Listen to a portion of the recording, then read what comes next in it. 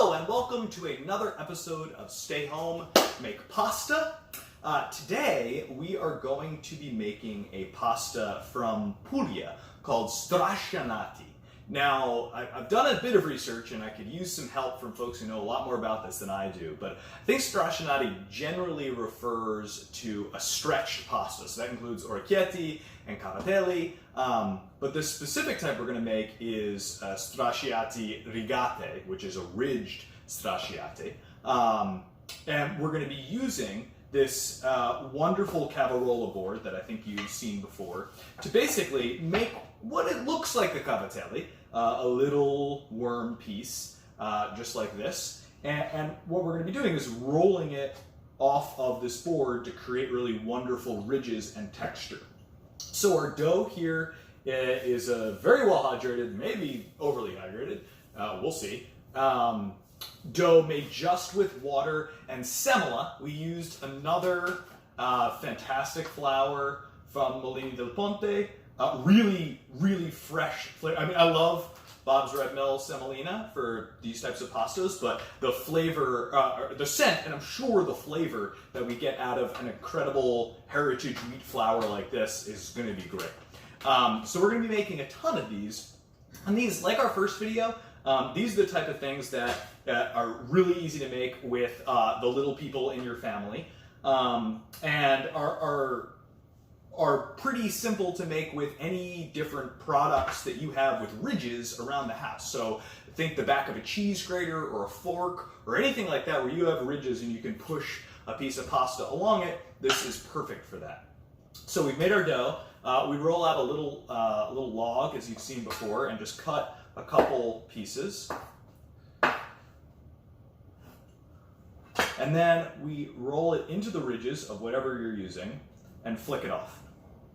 In that kind of motion, just like that. And then you end up, I'll come around and show you, with these beautiful ridge patterns that are going to hold the sauce really nicely. So our sauce for this, I'm really excited about this dish. This is the first dish that is designed for spring, summertime, which we're now in, which is great. So we're going to be making the stracciati with a homemade ricotta, with fava beans, peas, and mint, all folded together with some lovely olive oil. So it'll be a really fun dish to put together. These are going to be a lot of fun to make. I hope you'll join me, and let's get working. Oops, well, I definitely made close to 3.5 pounds of dough. But look at these beauties. They came out really well. The dough is super pliable. I'm definitely going to test a few soon, but if you see if we get up close, they've got these fantastic ridges, which are going to go great with this sauce. So now that we've got all these together, we are going to put together our condimento with the fava beans, peas, mint, and ricotta, and then bring it all together. All right, so we have our beautiful platter. This is tonight's oversized portion for two. And here is our condimento, our sauce. So, well, first, cheers. Tonight was a Manhattan night. So, we have our fava beans, and these we cooked down with some garlic that I left whole and some onions, olive oil, a little bit of hot pepper. So what we're going to do is we're going to take out the garlic. We don't want a huge garlic flavor in this dish, and this is kind of consistent with our approach to garlic in these videos. Not too much, just enough to season. And then we're going to take our favas and we're going to put them here into our mortar and pestle. You can do this, either mash it up in just a bowl or in a food processor. Totally up to you. And I am going to take, we don't have a ton of onions, so I'm going to take the onion with us. And here. All right. The other ingredient I want to show you, which I'm going to put away, is we've made this beautiful homemade ricotta. And I'll put the link to the recipe in the video. Once you make homemade ricotta, I don't think you'll ever go back. This was super simple. A half gallon of milk, a little bit of lemon, some salt, some time on the stove, and you have a beautiful ingredient that's infinitely better than what you're going to buy in a store. So we'll return this until the very end when we kind of bring everything together. But we have our fava beans in here. I'm deciding I'm going to take out just a couple of the onions because I don't want it to be too oniony, and these were pretty darn flavorful onions. So I'm just going to get a few of these guys out of here. And our goal is going to be to create a pretty creamy sauce here with these beans. I'll note also at the same time, got our pasta water boiling. Salted pasta water boiling. Again, you don't want to be caught flat-footed having not boiled your pasta water. All right, so these are in there. Here's some wonderful mint, peppermint and spearmint from our tiny little South Philly herb garden. This dish is going to be very spring-like, which will be super nice. So I'm just going to take a bunch of it, roll it up, rip it, and toss it right in here. And then I'm going to start mashing. After it comes together a little bit, I'm going to add a little salt and pepper to taste.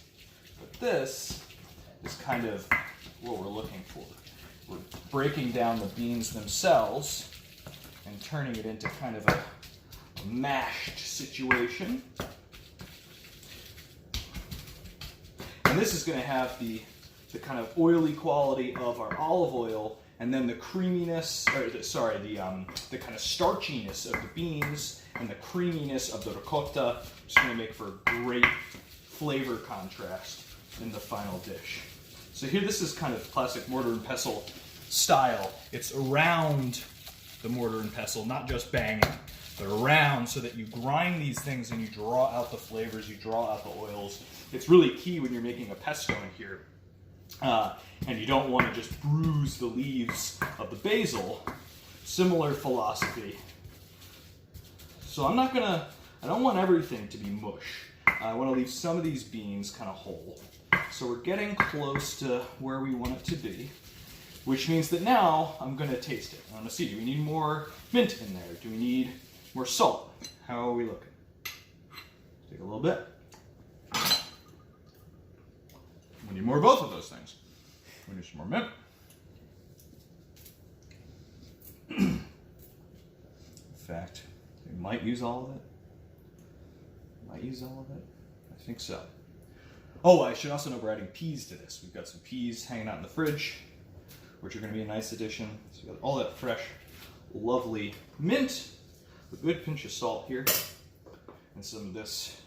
Use your good olive oil for this guy. Some olive oil in there. And one small crack of pepper. And one small sip of Manhattan.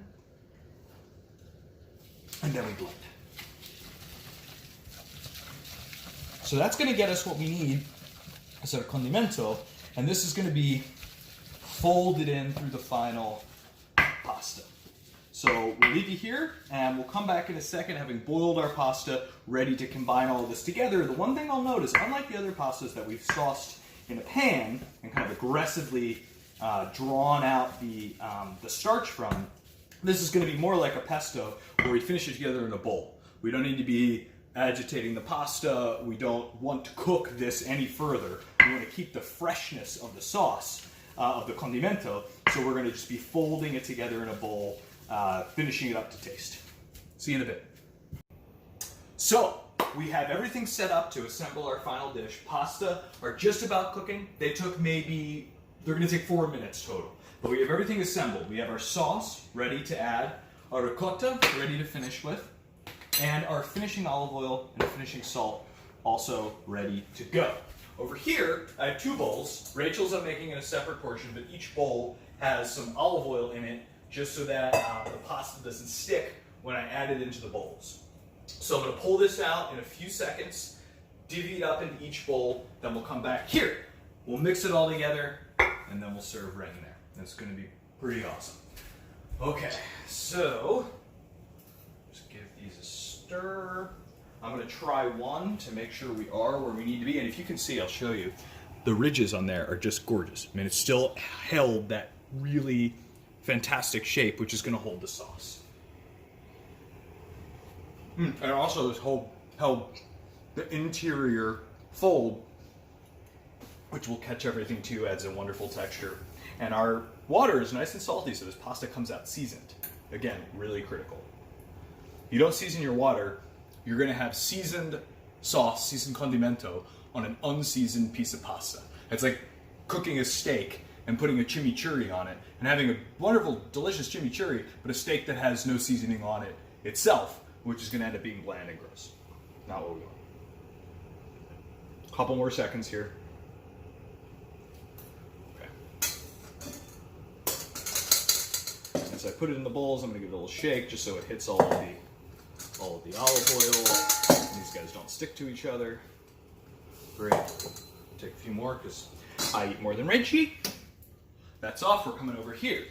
So now into the pasta, we're going to put 1 dollop of our peas and mint and fava, maybe just a touch more. And then a good spoonful of ricotta. Maybe even a bit more of that.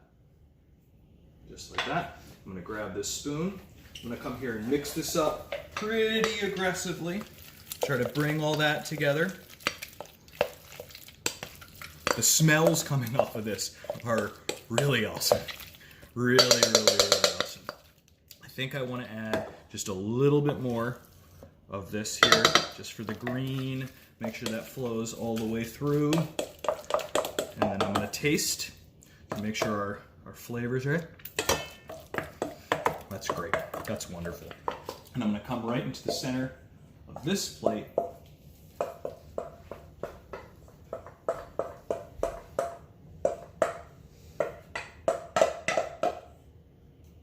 that. Hit it with a bit of salt and that wonderful finishing olive oil. Boom, boom, boom, boom, boom. And that, my friends, is Strascinati with fava, pea, mint, ricotta.